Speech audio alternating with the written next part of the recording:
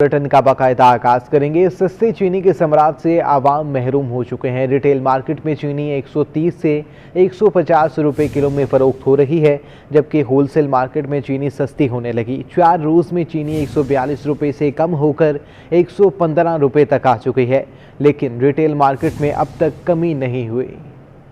गुज़िश्ता दिनों चीनी की कीमत में बेतहाशा इजाफे के बाद अब होलसेल मार्केट में चीनी की कीमतों में कमी आना शुरू हो गई है। होलसेल मार्केट में फी किलो चीनी की कीमत में 6 रुपए कमी आई, जिसके बाद चीनी की होलसेल में कीमत 115 रुपए हो गई। गुज़िश्ता 4 रोज के दौरान 27 रुपए की कमी के बाद चीनी 142 रुपए से कम होकर 115 रुपए फी किलो हो गई है। दूसरी जानिब रिटेल मार्केट में दुकानदारों की जानिब से चीनी मनमाने दामों में फरोख्त की जा रही है। 1 किलो चीनी कहीं 130 तो कहीं 150 रुपए फी किलो में फरोख्त की जा रही है। General secretary retailers and grocers association Farid Qureshi का कहना है कि गुज़िश्ता दिनों दुकानदारों की जानिब से महंगे दामों चीनी खरीदी गई, जबकि मार्केट में चीनी मुख्तलिफ रेट पर फरोख्त की जा रही है। अब होलसेल में कम हो रही है तो वो रिटेल में भी कम हो रही है। जैसे मिलरों ने रेट बढ़ाया था तो होलसेलर ने रेट बढ़ा दिया था, इसी तरह अब ये रेट जो है कम होना शुरू हो गया है। होलसेल ग्रोसर्स एसोसिएशन के सदर अब्दुल रऊफ का कहना है कि 15 नवंबर से मुल्क भर में गन्ने की क्रशिंग का काम शुरू कर दिया जाएगा, जिसके बाद तवक्को की जा रही है कि चीनी की कीमतों में मजीद कमी आएगी। चीनी में होश रुपया इजाफा थम चुका है। जो 3-4 दिन पहले 142 एक्स मिल हो गई थी, सुबह 125 हुई और अभी 120 रुपए हो गई, जिसमें मीडिया वालों का खास किरदार है कि मीडिया ने इसको हाईलाइट किया और इसको आवाज पहुंचाई गवर्नमेंट तक कि गरीबों के लिए सस्ती फराम हो जाए चीनी। रोजाना के हिसाब से बढ़ती महंगाई से परेशान और मायूस शहरियों ने हुकूमत से मुतालबा किया है कि महंगाई को काबू करने के खोखले दावे करने के बजाय अमली इकदाम किए जाएं। कैमरामैन एहसन अमीन के हमरा सलाल वड़ाई, सिटी 21। होलसेल मार्केट में चीनी की कीमत में आज भी कमी आ चुकी है। 4 रोज में चीनी 27 रुपए तक कम होकर 142 से 115 रुपए फी किलो हो गई, लेकिन रिटेल मार्केट में कीमत कम होने का नाम ही नहीं ले रही। दुकानदार मनमानी कीमतों पर चीनी फरोख्त कर रहे हैं। किसी दुकान पर चीनी 130 तो कहीं 150 रुपए फी किलो बेची जा रही है। तफसीलात जानते हैं ताबिश कफीली से। ताबिश, आगाह कीजिएगा। गुज़िश्ता दिनों चीनी की कीमत में बेतहाशा इजाफे के बाद होलसेल मार्केट में तो चीनी की कीमत कम हो चुकी है। पिछले 4 दिनों में चीनी की कीमत 142 रुपये से 27 रुपये कम होने के बाद 115 रुपये की हो चुकी है। लेकिन जो दुकानदार हैं, जो रिटेल मार्केट है, वहाँ भी अब चीनी जो है 130 से लेकर 150 और 155 रुपये के दरमियान फ़रोख्त की जा रही है। जिसका जितना मनमानी कर रहे हैं दुकानदार, जिसका जितना मन है वो उस हिसाब से ही उतनी ही मर्ज़ी से जो है वो दुकान पर चीनी बेच रहा है। कहीं 130, कहीं 135, कहीं 140 और कहीं 150 और उससे ऊपर भी जो है चीनी बेची जा रही है। दुकानदारों से मैं जिनका मौक़िफ़ जानने की कोशिश की तो दुकानदार जो है मौक़िफ़ देने को तैयार नहीं है कि होलसेल में सस्ती होने के बावजूद भी वो महंगे दामों चीनी क्यों फ़रोख्त कर रहे हैं। तमाम शहरी जो हैं उनका ये कहना है कि जिनकी ज़िम्मेदारी है कि वो कमिश्नर कराची और दीगर जो इदारे हैं जिनकी ज़िम्मेदारी है कि वो चेक एंड बैलेंस रखें और शहर के अंदर जो कीमतें हैं उनके ऊपर कंट्रोल करें, वो अपनी ज़िम्मेदारी निभाते हुए नहीं दिखाई दे रहे हैं। और इसके बायस जो है चीनी जो है वो महंगी बेची जा रही है। उनका ये मुतालबा है कि चीनी की कीमतों पर कंट्रोल करने के लिए जो इदारे हैं वो अपना काम करें और चीनी की कीमत कम हो। साथ साथ आपको एक और बात बता दें कि 15 तारीख से यानी 15 नवंबर से जो है वो शुगर की गन्ने की क्रशिंग शुरू होगी। इसके बाद उम्मीद ये की जा रही है कि चीनी की कीमत मज़ीद कम होगी और 115 से जो है मज़ीद नीचे जाएगी होलसेल मार्केट में। तमाम रिटेल मार्केट में जो है चीनी कम होते हुए दिखाई नहीं दे रही, चीनी की कीमत कम होते हुए दिखाई फिल वक्त तो नहीं दे रही और चीनी इस वक्त जो है 130 से लेकर 150 और इससे ऊपर। बहुत शुक्रिया आपका ताबिश कफीली। दूध की कीमत इजाफा कर दिया गया, लेकिन कराची के शहरी मजीद 10 रुपये फी लीटर महंगा दूध खरीदने पर मजबूर हो गए। मिल्क रिटेलर्स ने भी दूध की कीमत में इजाफे की जिम्मेदारी कमिश्नर कराची और डेयरी फार्मर्स पर आयद कर दी है। पेट्रोल और चीनी के बाद दूध की कीमत में भी इजाफा। दूध की कीमत में 10 रुपए इजाफे के बाद 140 रुपए फी लीटर फरोख्त होने लगा। मिल्क रिटेलर वेलफेयर एसोसिएशन के तर्जुमान अब्दुल वहीद गद्दी कहते हैं, दूध की कीमत में इजाफा रिटेलर्स की मजबूरी है। कीमतों में इजाफा बाड़े वालों और होलसेलर्स की जानिब से किया गया है कि दूध के रेट बढ़ाने से रिटेलर्स का कोई ताल्लुक नहीं है। रिटेलर्स चाहे 100 रुपये दूध बिके, चाहे 50 रुपये लीटर बिके, चाहे 500 रुपये लीटर मिले, रिटेलर्स को वही उसका अखराजात और मुनाफा मिलता है जो उसका तय है। जो पीछे से रेट बढ़ते हैं वो आगे पास ऑन कर दिया जाता है। मिल्क रिटेलर्स का कहना है, कमिश्नर कराची की जानिब से पिछले 3 सालों में बारहा इजलास बुलाने के बावजूद कोई हल नहीं निकाला जा सका, जिसकी वजह से आए रोज दूध महंगा हो रहा है। कैमरामैन सज्जाद अली के साथ हबीब खान, सिटी 21। दूध की कीमत में इजाफे के मामले पर डेयरी फार्मर्स की तंजीमें दूध धड़ों में बढ़ गई हैं। एक ने दूध की कीमत में 10 रुपये का इजाफा तो दूसरे ने लातालुकी का ऐलान कर दिया। दूध की नई कीमत का सुनकर शहरी भी परेशान हो गए। दूध की कीमत में 10 रुपए का इजाफा। डेयरी फार्मर्स ने आवाम पर महंगाई का बम गिरा दिया। शहर के बेशतर इलाकों में दूध 10 रुपए इजाफे से 140 रुपए पर पहुंच गया। ताहम कुछ डेयरी फार्मर्स ने कीमत में इजाफे से लातालुकी का इजहार कर दिया। दूध फरोश कहते हैं डेयरी फार्मर्स से महंगा दूध खरीद कर सस्ते दामों नहीं बेच सकते, जबकि कुछ दूध फरोशों का कहना है कि जब तक सरकारी सतह पर दूध की नई कीमतों का ऐलान नहीं किया जाता उस वक्त तक इजाफा नहीं करेंगे। कमिश्नर साहब ने ऐलान किया था कि हम कीमतें बढ़ा के खुद देंगे, वो अखराजात चेक कर रहे हैं अभी हमारे। जैसे उनके अखराजात जब तक कमिश्नर साहब ऐलान नहीं करेंगे हम कीमत नहीं बढ़ाएंगे। दूध की नई कीमत का सुनकर शहरी भी सर पकड़कर बैठने पर मजबूर हैं। कहते हैं हर चीज महंगी हो रही है, हुकूमत कुछ भी नहीं कर रही। दूध के लिए भी बेइंतहा परेशान होंगे। जाहिर सी बात है कि अगर भाई भी रेट बढ़ा देंगे तो बेइंतहा परेशान होंगे, क्योंकि आमदनी इतनी है ही नहीं और पेट्रोल से ज़्यादा फिर दूध महंगा हो जाएगा। आप लोग बोल रहे हैं खाली दूध महंगा हुआ, हर चीज में महंगाई हो गई। तेल का रेट पूछो क्या है, रेट है 160 और 360 रुपए का रेट है। दूध की कीमत के मामले पर कमिश्नर कराची की जानिब से कमेटी बनाने का ऐलान तो किया गया था, ताहम कमेटी अब तक रिपोर्ट पेश करने से कासिर है। कैमरामैन इमरान खान के हमरा बसीम इफ्तिखार, सिटी 21। हुकूमती कर्जों की कहानी स्टेट बैंक की जुबानी। पीटीआई की हुकूमत ने कर्ज लेने में नून लीग को बहुत ही पीछे छोड़ दिया। विफाकी हुकूमत ने 3 साल में औसतन 13 अरब 70 करोड़ रुपए योमिया कर्ज लिया, जो नून लीग के कर्जों से योमिया औसतन से 144% ज़्यादा है। पीटीआई हुकूमत ने 3 साल में जितना कर्ज लिया उतना तो नून लीग 5 साल में भी नहीं ले सकी।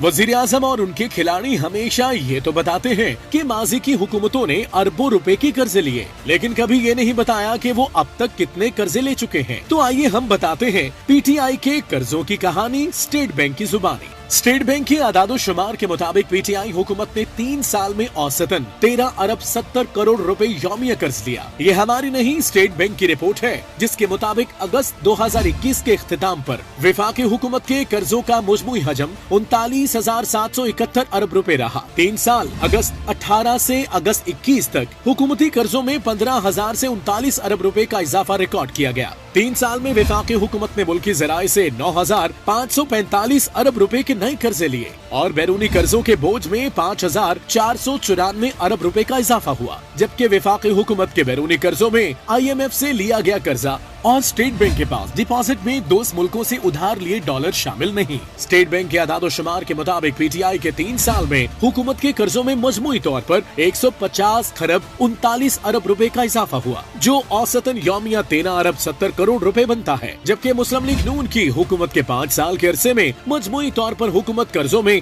102 खरब 56 अरब रुपए का इजाफा हुआ था, जो औसतन 5 अरब 60 करोड़ रुपए बनता है। रुपए की कदर में कमी से महंगाई की शरह में भी इजाफा हुआ, जिसने कंज्यूमर कॉन्फिडेंस पर मनफी असरात मुरतब किए।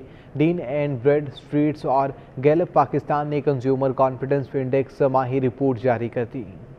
रुपया हल्कान, डॉलर की ऊंची उड़ान, महंगाई का तूफान, आवाम हो गए परेशान। डन एंड ब्रेड स्ट्रीट और गैलप पाकिस्तान की कंज्यूमर कॉन्फिडेंस इंडेक्स रिपोर्ट के मुताबिक 2021 की तीसरी तिमाही में इंडेक्स 70.8 पॉइंट्स गिर गया, जिसने मनफी असरात मरतब किए। इंडेक्स में घरेलू बजट, मुल्क की इक्तिसादी सूरत-ए-हाल, बेरोजगारी और बचत शामिल हैं। रिपोर्ट में कहा गया है कि गुज़िश्ता 6 माह में माशी तब्दीलियों ने मुस्तकबिल की तवक्कुआत को धचका दिया। सर्वे के मुताबिक सार्फिन मुल्क में बढ़ती महंगाई से अजियत का शिकार और एतमाद की भी कमी हुई। बरामदात में इजाफा भी माशी सूरत-ए-हाल को बेहतर नहीं कर सका। सोने की बढ़ती कीमतों ने जहां सफ़ेद पोश लोगों की क़ुव्वत ख़रीद को मुतासिर किया, वहीं अब शहर कायद में सोना इमानतन बुक करवाने की रवायत भी दम तोड़ने लगी है। शहर के सफेद पोश तबके के लिए एक के बाद एक बुरी खबर का सिलसिला जारी है। अब सुनारों ने लंबे अरसे के लिए सोना बुक करना बंद कर दिया। Karachi jewellery manufacturing association district south के सदर अब्दुल कादिर हाशमानी कहते हैं कि अब मुस्तकबिल के लिए सोने की बुकिंग करना मुमकिन नहीं रहा। बस इस वक्त तो ऐसा है कि कस्टमर जो है गोल्ड के लिए आते हैं कि सोना बुक कर दें, ठीक है ना, साल 6 महीने बाद हम ये गोल्ड ले लेंगे, लेकिन ये कि हम नहीं कर पाते, नहीं कर सकते। वजह ये है कि आज के रेट में और कल के रेट में हमें नहीं पता कि क्या फ़र्क है। मजीद कहा कि 22 कैरेट की कीमत में हर घंटे बाद उतार चढ़ाव आ रहा है। ऐसे में वादा खिलाफी से बेहतर है काम ही न किया जाए। बात खराब होने से बेहतर है कि हम मना कर देते हैं कि इस वक्त हम नहीं कर सकते, क्योंकि रेट का कुछ पता नहीं है कि आज रेट क्या है और कल रेट क्या होंगे। तो बेहतर यही है कि हम कहते हैं कि देखें, जो भी अगर आप कैश पेमेंट पे लेना चाहें ले सकते हैं, अदरवाइज़ ये कि कल का जो है हमें नहीं पता। शहर में अक्सर वालिदैन बच्चों की शादी से साल 2 साल कबल सोना बुक करवा दिया करते थे। अब ऐसा मुमकिन न होगा। कैमरामैन कयूम शेख के साथ Iqtidar Anwar, city 21। Lieutenant general Nadeem Anjum ने कराची कोर की command lieutenant general Mohammad Saeed के हवाले कर दी है। ISPR के मुताबिक कराची कोर में कमांड की तब्दीली की तकरीब का इनेकाद हुआ, जिसमें लेफ्टिनेंट जनरल मोहम्मद सईद ने कराची कोर की कमान संभाल ली। ख्याल रहे कि लेफ्टिनेंट जनरल नदीम अहमद अंजुम को DGISI तैनात किया गया है और वो 20 नवंबर से अपनी जिम्मेदारियां संभालेंगे।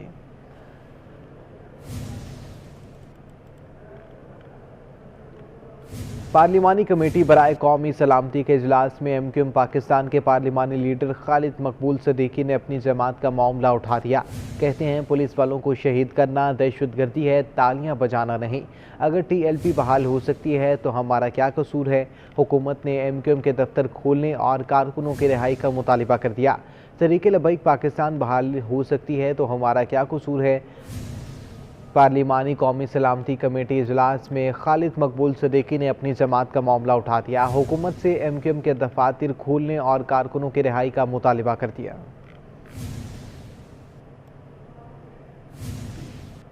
सुप्रीम कोर्ट के अहकामात पर कसीरुल मंजिला नस्ला टावर को गिराने के लिए कमिश्नर कराची की जानिब से निजी कंपनी का इंतखाब कर लिया गया है। कंपनी इमारत को रवायती अंदाज में मिसमार करेगी।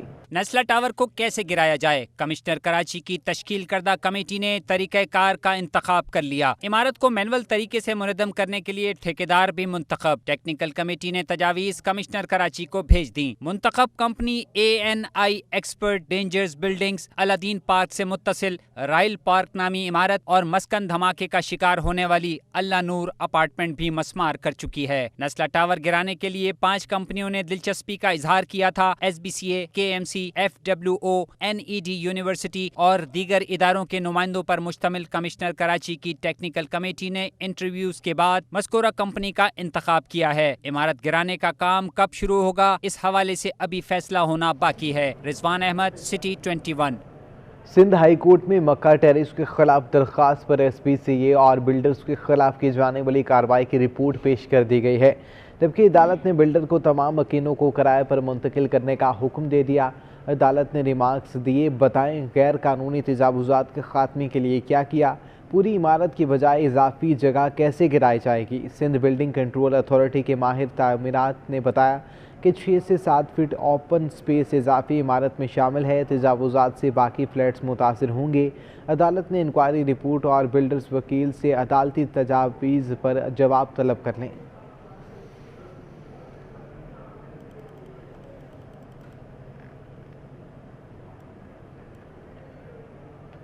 विजिलेंस टीम ने दी हेरिक्स स्कूल में खुफिया कैमरों से मुतल्लिक वजारत तालीम को मुकम्मल तफसीलात फराहम कर दी हैं।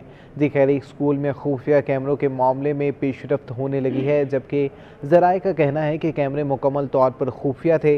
विजिलेंस टीम ने दोबारा जायज़ा लिया लेकिन कैमरे बरामद नहीं कर सकी, जबकि तीसरी बार बारीक बीनी से जायज़ा लेने पर कैमरा बरामद हुआ। इससे कबल दौरे में साथ ही मौजूद वाइस प्रिंसिपल ने खुफिया कैमरों से मुतल्लिक तरदीद की है, जबकि खातून वाइस प्रिंसिपल के सामने बोर्ड तोड़कर कैमरे बरामद किए गए।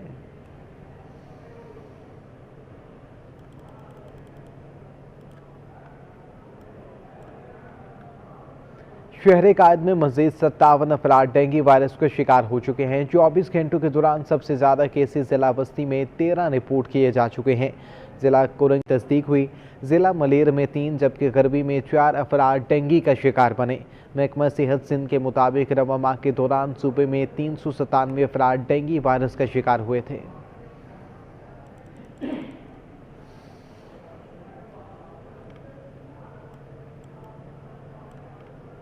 वज़ीर-ए-आज़म के मुआवन ख़ुसूसी बराए सेहत डॉक्टर फैसल सुल्तान का कहना है कि पाकिस्तान में रवां बरस पोलियो का सिर्फ एक केस रिपोर्ट हुआ है।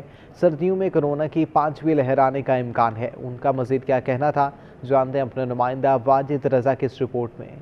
सेंट्रल ड्रग टेस्टिंग लेबॉर्ट्री की इफ्तिताई तकरीब में डॉक्टर फैसल सुल्तान का कहना था कि इस साल पोलियो का सिर्फ एक केस सामने आया। माहौलियाती जांच में भी पोलियो का कोई केस सामने नहीं आया। मैं तमाम पोलियो वर्कर्स को इस काम पर सलाम पेश करता हूँ। जो आखिरी टेस्टिंग का राउंड हुआ है इसमें 0 केसेस थे। अब ये बहुत बड़ा स्टेप है, बहुत काविश है। इसमें 2.25 लाख के करीब पोलियो वर्कर्स शामिल होते हैं। किस किस मुश्किलात से वो करते हैं, सिक्योरिटी थ्रेट्स अलग होते हैं। मैं आपको बताऊं, लीडरशिप से लेके आखिरी जो कतरे पिलाने वाला है ना, मैं उसको सलाम पेश करता हूं। दूसरी जानिब पीसी होटल में मुनक्किदा तकरीब से खिताब में डॉक्टर फैसल सुल्तान ने कहा कि वैक्सीन लगवाएं, मास्क का इस्तेमाल करें और हुजूम वाली जगहों पर जाने पर एहतियात करें, क्योंकि सर्दियों में कोरोना की नई लहर आने के इम्कानात हैं। जैसे मौसम तब्दील होता है, जैसे कमरे ज़रा बंद होना शुरू होते हैं, ज़्यादा सर्दियों में हुजूम भी थोड़ा होता है, तंग जगहों में ज़्यादा लोग इकट्ठे होते हैं, खिड़कियाँ बंद हो जाती हैं, वेंटिलेशन का शायद बंदोबस्त उतना बेहतर नहीं रहता, तो रिस्क तो रहता है कि इस बीमारी की अगली लहर जो है वो आ सकती है। डॉक्टर फैसल सुल्तान का मजीद कहना था कि जिन सूबों के पास टीचिंग अस्पताल नहीं, उन्हें अस्पताल बनाने की शर्त लगाई है। इसके अलावा नए मेडिकल कॉलेज खुलने पर 6 साल का फाल अस्पताल खोलने की शर्त भी लगाई गई है। कैमरामैन इमरान एके के साथ वाजिद असफानी, सिटी 21। सिंध भर के वैक्सीनेटर ने खसरा बचाओ मुहिम के मुकम्मल बायकॉट की धमकी दे दी। वैक्सीनेटर का कहना है, अगर टाइम स्केल पर अमल दरामद न हुआ तो भरपूर एहतजाज किया जाएगा। कराची प्रेस क्लब के बाहर एक हफ्ते से एहतजाज पर बैठे सिंध भर के वैक्सीनेटर सरापा एहतजाज। टाइम स्केल पर अमल दरामद न कराने पर खसरा बचाओ मुहिम के बाइकाट की धमकी दे दी। मुजाहिरीन ने शिकवा किया कि सूबे के 30 अजला से वैक्सीनेटर कराची में एहतजाज कर रहे हैं, लेकिन सूबाई हुकूमत का कोई नुमाइंदा हमदर्दी तक करने नहीं आया। आज हमारे को छठा दिन है, किसी को भी कुछ ख्याल नहीं हुआ है, किसी ब्यूरोक्रेसी को कुछ भी नहीं हुआ है। हमारा कोई मुतालबा सुने या हमारे से कुछ बात करें, लेकिन 6 दिन हो गए, हमारे कोई मुतालबा पूरे नहीं किए। हम 2 मरतबा रेड जोन गए, हम पे लाठी चार्ज किया गया है। मुजाहिरीन ने कहा कि वो अपना बुनियादी हक मांग रहे हैं, किसी का हक छीन नहीं रहे। तो हमारे 2 ही मुतालबात हैं। बराए मेहरबानी हम सिंध गवर्नमेंट को अपील करते हैं कि हमारे 2 मुतालबात जो हैं, एक 336 वैक्सीनेटर जिनको बहाल किया जाए और हमारा टाइम स्केल और अपग्रेडेशन दिया जाए। और हम सब जो वैक्सीनेटर्स हैं, हमारा ये मसला है कि हमारे जो NTS पास 336 वैक्सीनेटर्स हैं, उन्हें जो है यहाँ से जबरी तौर पर निकाला गया, तो हम चाहते हैं कि जो है उन्हें बहाल किया जाए। मुजाहिरीन ने सूबाई हुकूमत से मामले पर फौरी नोटिस लेने और चार्टर ऑफ डिमांड पर अमल दरामद का मुतालबा किया और धमकी दी कि अगर मुतालबात मंजूर न हुए तो आइंदा का लाहे अमल तय करेंगे। महकमा सेहत सिंध के तहत चलने वाले सेकेंडरी केयर इस हस्पताल सिंध गवर्नमेंट लियाकताबाद, सिंध गवर्नमेंट हस्पताल न्यू कराची और सऊदाबाद हस्पताल में रात के औकात में एक्सरे, अल्ट्रासाउंड और लेबॉर्ट्री के बुनियादी टेस्ट नहीं किए जा रहे, जिसके बायस मरीज़ परेशान हो चुके हैं। तफसीलात जानते हैं अपने नुमाइंदा इरफान हबासी से। इरफान, आगाह कीजिएगा, टेस्ट न करने की क्या वजूहात है?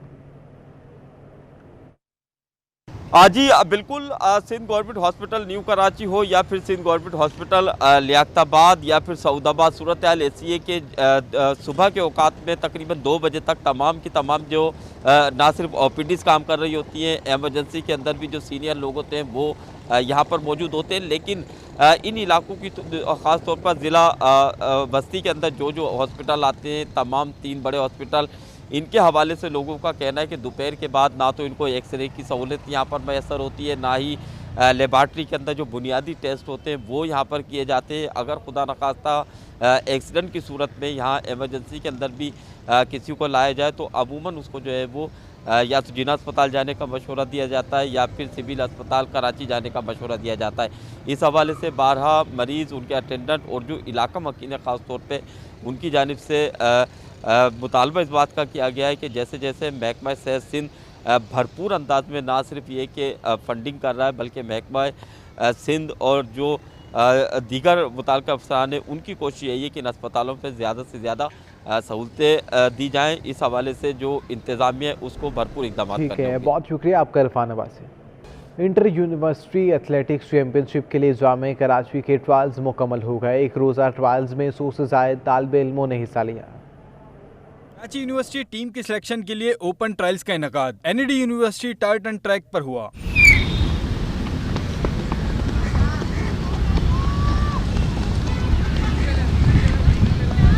कोच रोमा अल्ताफ और गौहर रजा ने ट्रायल्स की निगरानी की और खिलाड़ियों की कारकर्दगी का जायजा लिया। रोमा अल्ताफ कहती हैं कि अच्छी टीम मुंतखब करने के लिए ओपन ट्रायल्स किए जाएं ताकि बेहतरीन टीम कॉम्बिनेशन बनाया जा सके। ये तमाम कैटेगरीज में ही हो रहे हैं, जैसे ट्रैक के इवेंट्स हैं 100, 400, 800, 1500, फिर आप ऊपर अगर डिस्टेंस पे चले जाओ तो 5000, तो हमने 5000 तक के लिए हैं। अब ये है कि जितना भी पार्टिसिपेशन है उसमें से 1, 2, 3 बहुत अच्छे निकल कर आए हैं, देख रहे हैं होपफुली इंशाल्लाह। इस मौके पर खिलाड़ियों ने सहूलियत न होने का शिकवा किया और कहा कि खेलों के फरोग के लिए हुकूमती सरपरस्ती जरूरी है। ट्रेनिंग तो बहुत मुश्किल से होती है, जिस तरह के जो है ना मसाइल चल रहे हैं, काफ़ी मुश्किल से हम ट्रेनिंग करते हैं, लेकिन फिर भी प्रॉपर ट्रेनिंग करते हैं ताकि जो है ना अपने मुल्क के लिए मेडल ला सकें।